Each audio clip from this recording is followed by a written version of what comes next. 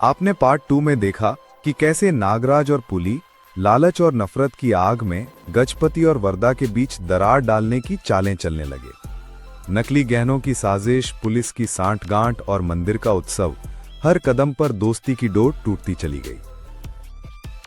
लेकिन असली तूफान अभी बाकी था, क्योंकि अब कहानी पहुंचने वाली है उस मोड़ पर जहां दोस्ती और दुश्मनी के बीच की रेखा हमेशा के लिए मिट जाएगी। तो आइए जानते हैं पार्ट 3 में। दोस्तों, जहां वरदा और गजपति की दोस्ती बचपन से मिसाल मानी जाती थी, अब वही दोस्ती लालच और साजिश की भेंट चढ़ने वाली थी। गजपति, जिसे बचपन में सीनू ने मौत से बचाया था, और वरदा, जिसने हमेशा उसे भाई की तरह माना, आज दोनों एक दूसरे के खिलाफ खड़े हो चुके थे। गजपति, नागराज और पुली ने तय किया, वरदा अब हमारे रास्ते की सबसे बड़ी रुकावट है। वरदा की पत्नी पूर्णिमा ने अपने पति को समझाने की कोशिश की।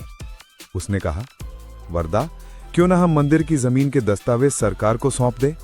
बदले में हमें 20 करोड़ मिल सकते हैं। उन पैसों से हम देवीपुरम का विकास कर सकते हैं। गांव खुशहाल हो जाएगा। वरदा को यह बात सही लगी।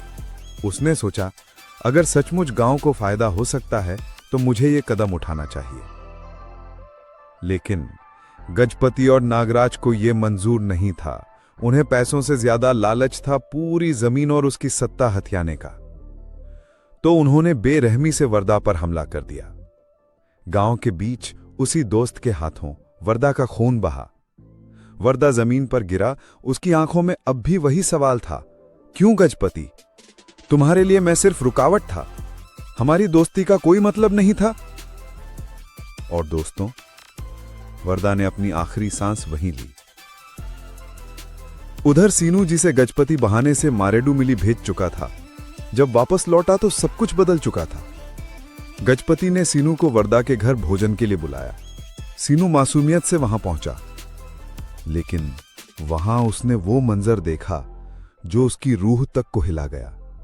वरदा अब इस दुनिया में नहीं था। गांव रो रहा था, और गजपति, वही गजपति जिसने वरदा को मारा, सीनू से कह रहा था, यह सब आत्मरक्षा में हुआ था सीनू। वरदा ने पहले हमला किया था, मैं मजबूर था। सीनू का दिल टूट चुका था, लेकिन उसकी वफादारी गजपति के प्रति इतनी गहरी थी कि वो उसे धोखा नहीं दे सका। उसने चुपचाप गजपति की बात पर यकीन कर लिया।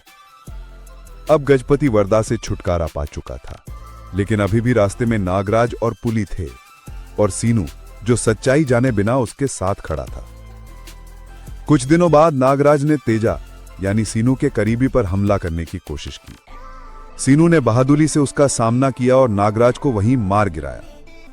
इसके बाद सीनू ने खुद जाकर पुलिस स्टेशन में आत्मसमर्पण कर दिया, क्योंकि वो जानता था, अगर उसने कानून के सामने सच्चाई नहीं रखी तो खेल और गंदा हो जाएगा। जब गजपति पुलिस स्टेशन पहुंचा तो सीनू ने वहीं कबूल कर लिया, हां, मैंने नागराज और पुली को मारा है। लेकिन दोस्तों, यहीं एक ऐसा खुलासा हुआ जिसने पूरी कहानी का रुख बदल दिया। गजपति का पुराना बिजनेस पार्टनर सामने आया। उसने बताया कि नागरत्नम्मा की मौत कोई हादसा नहीं थी। गजपति ने ही उनके खाने में जहर मिलाया था, क्योंकि वो उन्हें मंदिर के आभूषणों में नकली गहने रखने से रोक रही थी। बिजनेस पार्टनर ने इसका वीडियो सबूत भी रिकॉर्ड किया था। यही वीडियो बाद में वरदा को दिखाया गया। इसीलिए वरदा ने गजपति से सवाल करने की हिम्मत की थी।